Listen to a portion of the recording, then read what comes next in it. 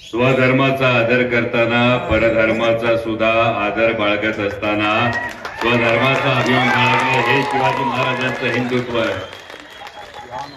आदिशक्ती तुळजाभवानी उभे हिंदुस्थानचा आराध्य दैवत छत्रपती शिवाजी महाराज आणि छत्रपती शिवाजी महाराजांनी या महाराष्ट्राच्या मातीतल्या माणसाला जगावं कसं हे शिकवल्यानंतर याच मातीतल्या माणसाला शेवटच्या श्वासापर्यंत स्वाभिमानानं लढावं कसं हे शिकवणारे छत्रपती संभाजी महाराज यांच्या पवित्र स्मृतीला अभिवादन करतो.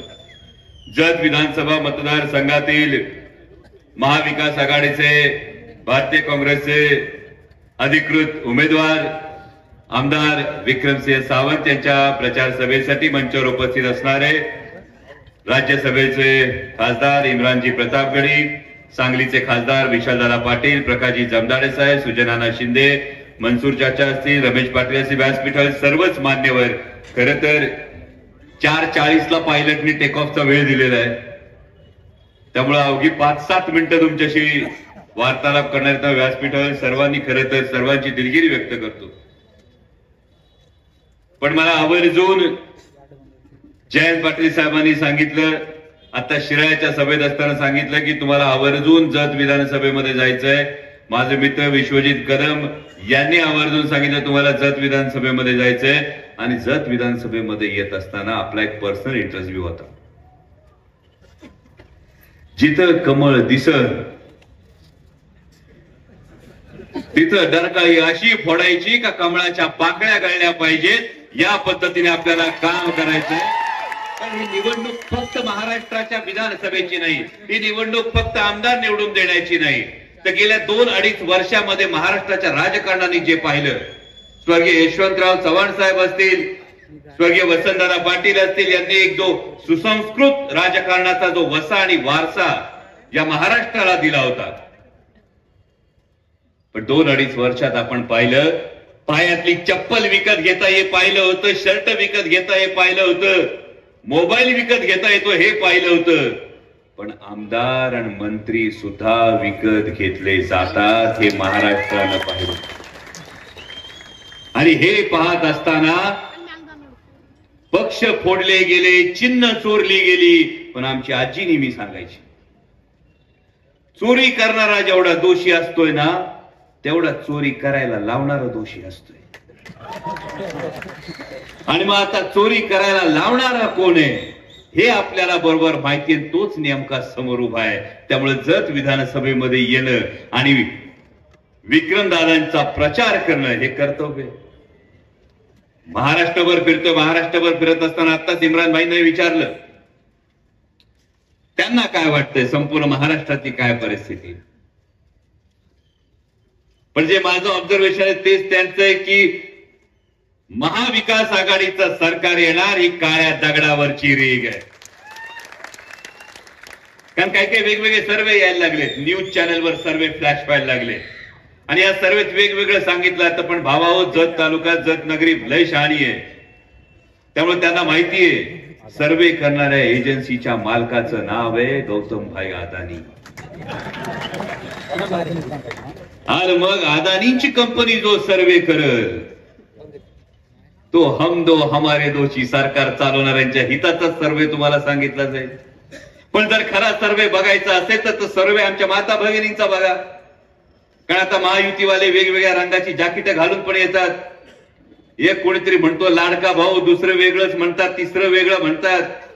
पण आमच्या माता भगिनींना माहितीये लोकसभेला मतांची झाली कडकी, म्हणून विधानसभेआधी यांना बहीण झाली होती लाडकी.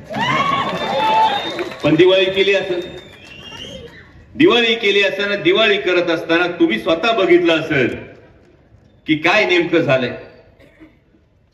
म्हणजे लाडक्या बहिणीला दाजीनी सांगितलं असेल करंजा कर, बहिणीने खोबरं किसायला घेतलं, बहिणीने सांगितलं असेल 140 ते 280 झालं.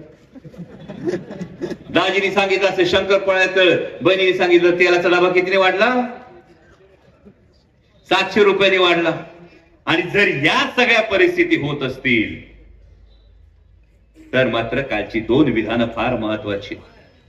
परवा कोल्हापूरचे राज्यसभेचे खासदार त्यांच्या भाषणात म्हणाले की जर कोणी समोरच्या सभांना गेलं तर त्या माता भगिनींचा फोटो आम्हाला काढून पाठवा.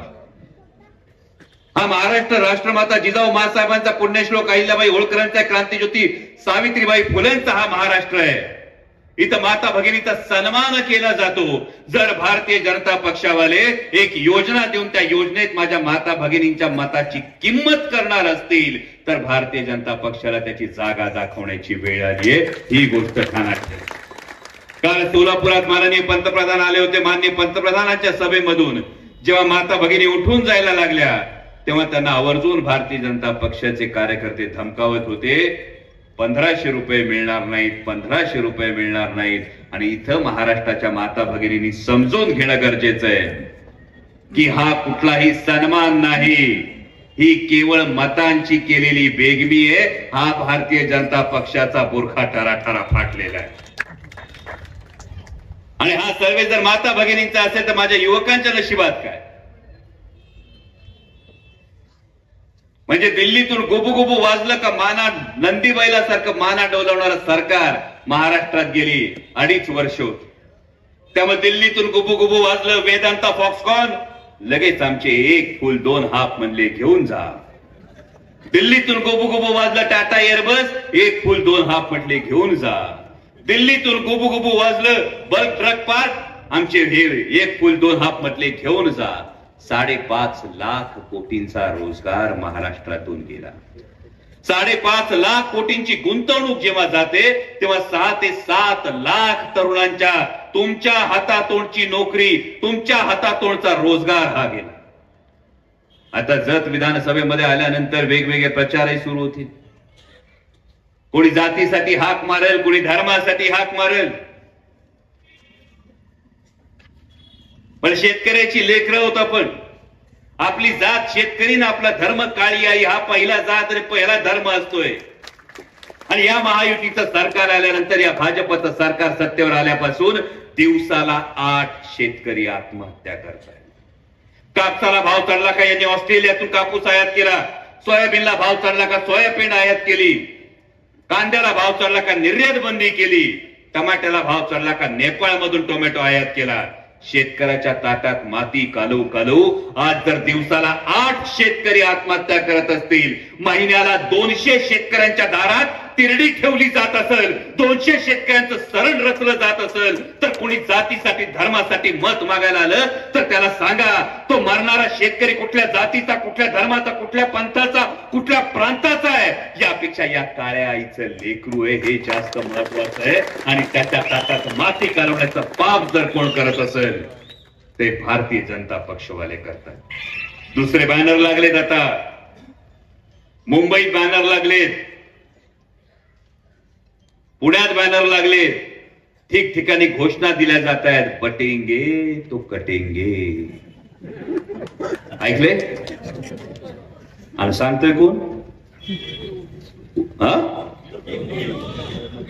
उत्तर प्रदेशचे मुख्यमंत्री आम्हाला येऊन सांगतात, अहो योगीजी तुमचा निम्मा उत्तर प्रदेश पोट भरायला आमच्या महाराष्ट्रात येतोय आणि तुम्ही आम्हाला सांगताय बटेंगे तो कटेंगे. पण माननीय योगीजींना आवर्जून हे सांगू इच्छितो की बटेंगे तो कटेंगे सारखी विषारी बीज तिकडे गंगा यमुनेच्या भुसभुशीत मातीत रुजत असतील. हा सह्याद्रीचा काळा पाषाण आहे. आणि या सह्याद्रीच्या काळ्या पाषाणावर छत्रपती शिवाजी महाराजांनी 18 पगड जातीच्या लोकांना एकत्र आणून 12 बलुतेदार 16 अलुतेदारांना एकत्र घेऊन स्वराज्याचं शिल्प कोरलंय. हा छत्रपती शिवाजी महाराजांचा महाराष्ट्र आहे. इथं बचेंगे तो और भी लढेंगे म्हणणारी आमची जात आहे. आणि म्हणून तुमच्या सगळ्यांना एवढीच कळकळीची सांगणं आहे, ही लढाई महाराष्ट्र धर्माची. आमदार कोण होणार, सत्ता कुणाची येणार यापेक्षा महत्वाचं आहे महाराष्ट्र कोणत्या वाटेनं जाणार. आणि महाराष्ट्र जर विधायक पुरोगामी वाटेनं जायचं असेल तर विक्रमदादांना आपल्याला आमदार करावंच लागेल. विधानसभेत तब्बल 241 प्रश्न विचारणारा तुमचा आमदार आहे. म्हणजे जयंत पाटील साहेबांनी मला आवर्जून सांगितलं की या इथल्या जत तालुक्याच्या 65 गावांसाठी 6 TMC पाणी आरक्षित करण्याचं काम हे जयंत पाटील साहेबांनी विक्रमदादांच्या पाठपुराव्याने केलं. विस्तारित म्हैसाळ, विस्तारित टेंबू योजना असेल, स्मार्ट PHC असेल,